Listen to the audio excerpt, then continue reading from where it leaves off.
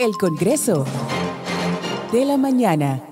En el día de ayer, el presidente Donald Trump anunció, eso como 6 de la tarde, que cortaba toda ayuda militar a Ucrania, o pausaba, porque decía, lo condicionó para que Ucrania, Volodymyr Zelensky, tomara una decisión de abocarse a un proceso, a la iniciación de un proceso de paz, tal y como lo ha planteado Donald Trump y los Estados Unidos en ocasiones anteriores.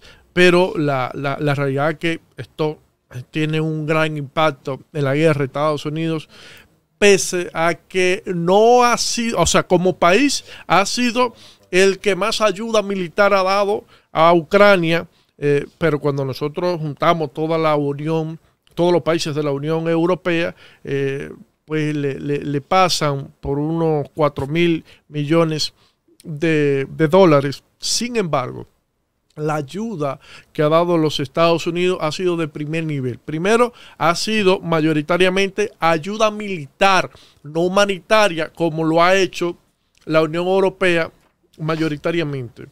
Y lo segundo es que hay las armas que ha proporcionado los Estados Unidos han sido armas de primer nivel, a diferencia de los países de la Unión Europea. Además de que ha proporcionado sus cuerpos de inteligencia, ha proporcionado sus radares, que son fundamentales para que Ucrania pudiera soportar tantos ataques de la Federación de Rusia en 3 años que tiene ya esta guerra. Por tanto, la salida de los Estados Unidos de la guerra de Ucrania, pues es un golpe bastante fuerte para Ucrania. Y nos preguntamos, la Unión Europea, ahora que asumió, dijo que iba a asumir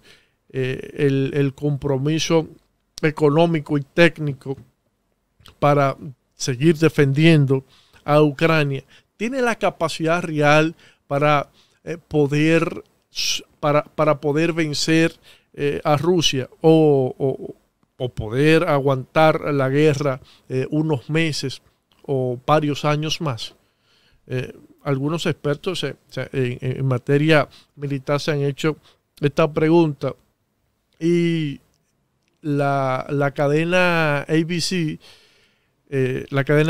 estuvo publicando un artículo muy interesante acerca de la Unión Europea y la incapacidad que ha tenido y la incapacidad que tiene para poder asumir esta guerra. Volodymyr Zelensky ha solicitado unos 200.000 activos para poder revertir la realidad que se tiene hoy en la guerra, en el campo de batalla, pero la Unión Europea no tiene capacidad de enviar unos 200.000 efectivos. Incluso la propuesta que hicieron o que han hecho de forma interna ha sido de unos 30.000 efectivos, lo cual es insuficiente para poder contrarrestar ese ejército poderoso de la Federación de Rusia.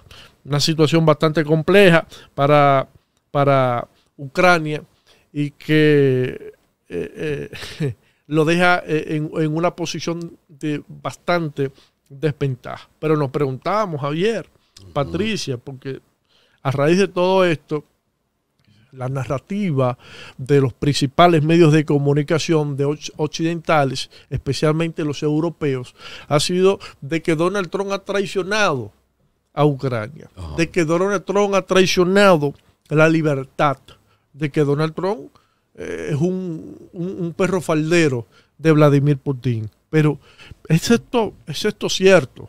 Yo de entrada digo que no creo que Donald Trump sea un perro faldero de Vladimir Putin. Simplemente Donald Trump, y no solo Donald Trump, sino parte de la élite de los Estados Unidos, entiende que Ucrania no es una prioridad para los Estados Unidos de Norteamérica. ¿Por qué Donald Trump ha tomado estas acciones? Lo primero es precisamente por eso. Es precisamente por eso. Ucrania no es una prioridad para los Estados Unidos en este momento. La prioridad es el Asia-Pacífico. La prioridad es China. Entonces, como el centro global hoy no es Europa, como el centro global no es el no son las fronteras entre el este de Europa y Rusia, sino el Asia-Pacífico, entonces Estados Unidos debe concentrarse en mover todas sus fichas hacia el Asia-Pacífico, porque el adversario principal de los Estados Unidos no es Rusia. El adversario fundamental de los Estados Unidos es la China. China, la segunda economía del mundo, pero principal exportador, además de que ha tomado el control de una parte importante de la industria tecnológica. Por poner un ejemplo, hoy ha invadido la industria automovilística de la Unión Europea. Las principales marcas europeas que nosotros conocemos tradicionalmente hoy viven una crisis significativa, al punto de que se está hablando que en los próximos años podrían desaparecer, o por lo menos dejar de tener la incidencia que han tenido por décadas. Y esto precisamente se debe a que el mercado chino ha invadido ese mercado automovilístico europeo. Pero lo mismo sucede en otros ámbitos. La competencia hoy en materia de desarrollo de inteligencia artificial y de robótica, la Unión Europea no está dentro de esa competencia, no, es entre los Estados Unidos y la República Popular de China, lo cual indica que esa guerra tecnológica, esa guerra económica y ese fortalecimiento militar se está dando entre estas dos naciones. Por tanto, el centro de conflicto global hoy no es Europa, es el Asia-Pacífico. Y Donald Trump entiende que si continúan dando prioridad al tema de Ucrania, si continúan haciendo gastos en la guerra de Ucrania y poniendo a un lado el conflicto con China, pues China podría tomar ventaja de esto. Y entiende también que ha ido tomando ventaja en los últimos 3 años. Lo segundo es, Donald Trump entiende que haciendo una alianza con la Federación de Rusia, va a alejar a este país de China, que no es una idea exclusiva de Donald Trump. Dos de los principales teóricos geopolíticos de los Estados Unidos, tanto el ex secretario de Estado Henry Kissinger como Brzezinski, en el gran tablero mundial, establecen que vencer a la China que venía ascendiendo iba a meritar de una alianza estratégica con Rusia.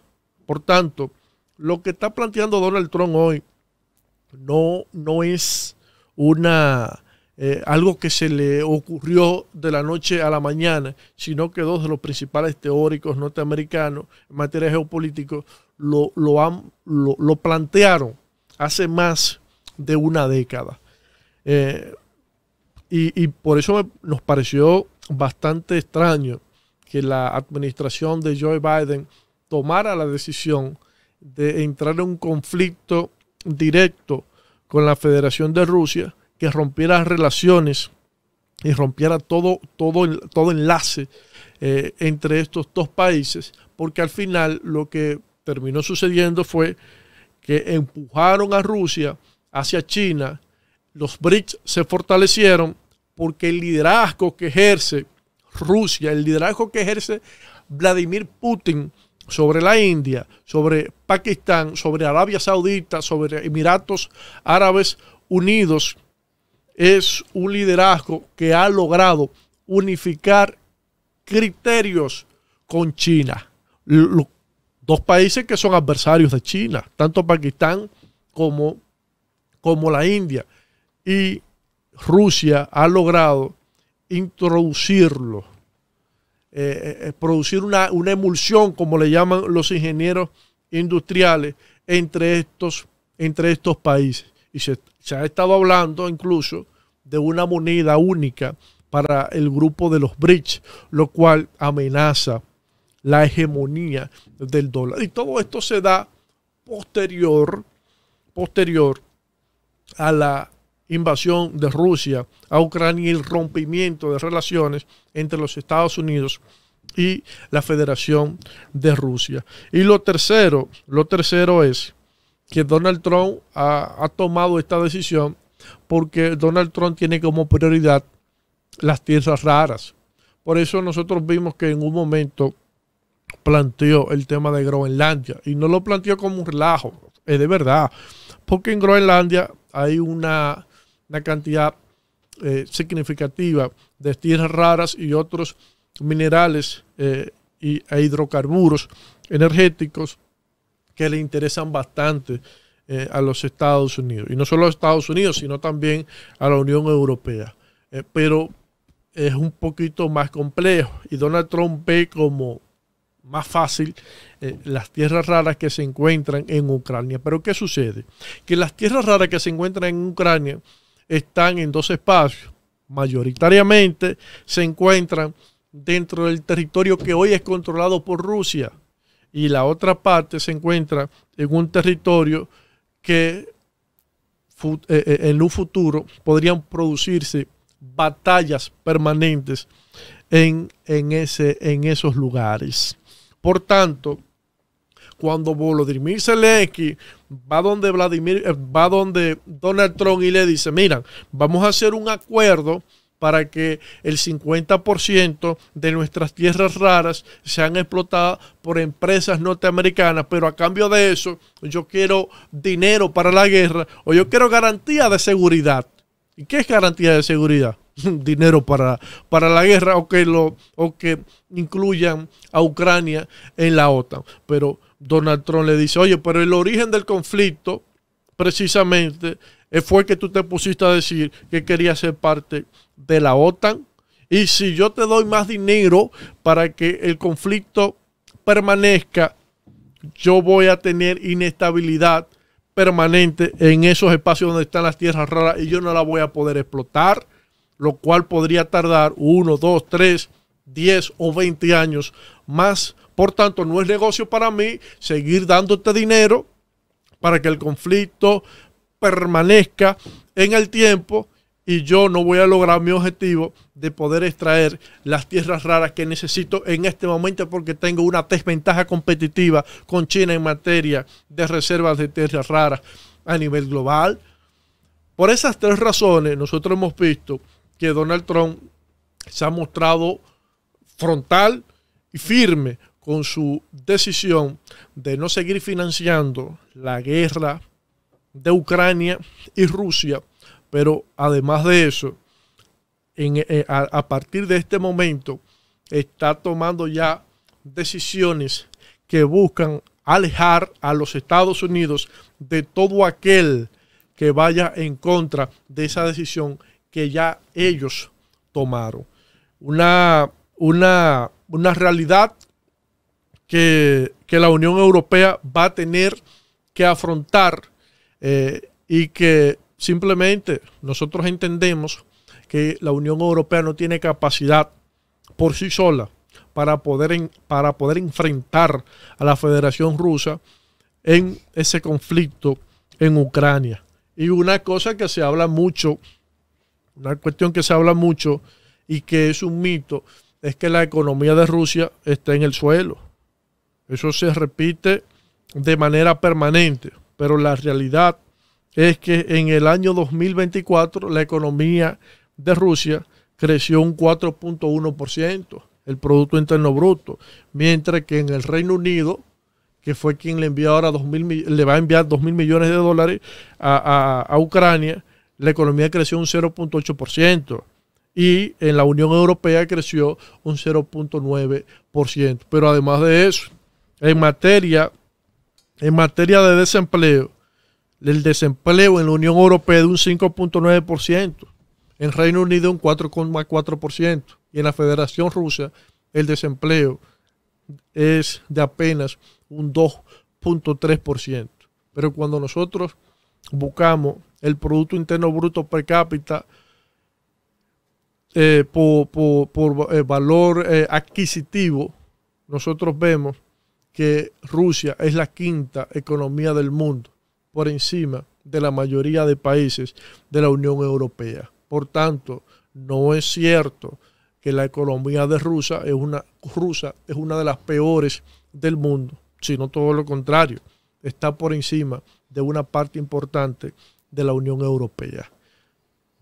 Bueno, ese análisis importante, los detalles, los números, porque a veces solo vemos una parte o lo que se publica, lo que se quiere decir. Es decir, que hay mucho que investigar. Gracias, Randy, por este análisis y estas informaciones de lo que está sucediendo a nivel internacional, sobre todo con este conflicto que ya tiene 3 años.